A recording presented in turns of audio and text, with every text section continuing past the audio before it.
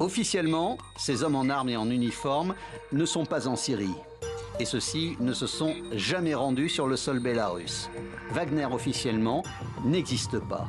Les armées privées étant interdites en Russie, Wagner n'a aucune existence légale. Mais on voit son personnel partout. Au départ, Wagner, c'est le pseudo de cet homme, Dmitri Utkin, un ancien cadre des forces spéciales et du renseignement russe que l'on peut croiser à l'occasion lors d'une soirée au Kremlin consacrée aux héros nationaux ou dans le bureau du maître des lieux. Avec une poignée d'hommes, Utkin tente en 2013 une première intervention en Syrie. Ce sont les débuts de Wagner. Et via les réseaux sociaux comme Telegram, la troupe s'expose. 2 ans plus tard, Wagner est repéré dans le Donbass, en train de soutenir les séparatistes pro-russes. Repéré également par celui que l'on appelle le cuisinier de Poutine, Evgeny Prigojine, ancien gangster, recherché par le FBI pour avoir tenté de déstabiliser la présidentielle américaine de 2016, prend les rênes de la Wagner et va étendre son terrain d'action dans le monde.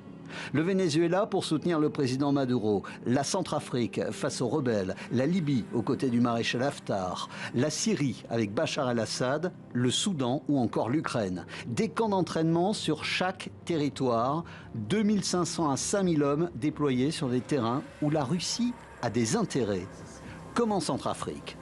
En 2018, la Russie livre le matériel aux autorités tandis que Wagner forme les forces centrafricaines avant de combattre les rebelles à leur côté.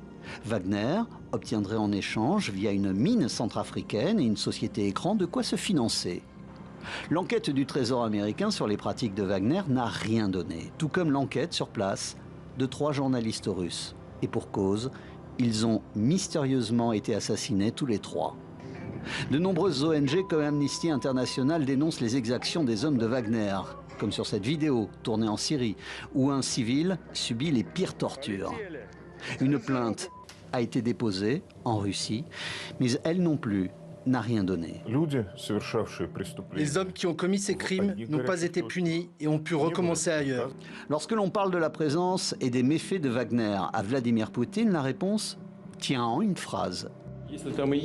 S'il y a des citoyens russes sur place, ils ne représentent pas les intérêts de la Russie et ne sont pas payés par la Russie. Cette réponse concernait la présence de Wagner en Libye. Le Kremlin est tout à fait disposé à répondre la même chose pour une dizaine d'autres pays.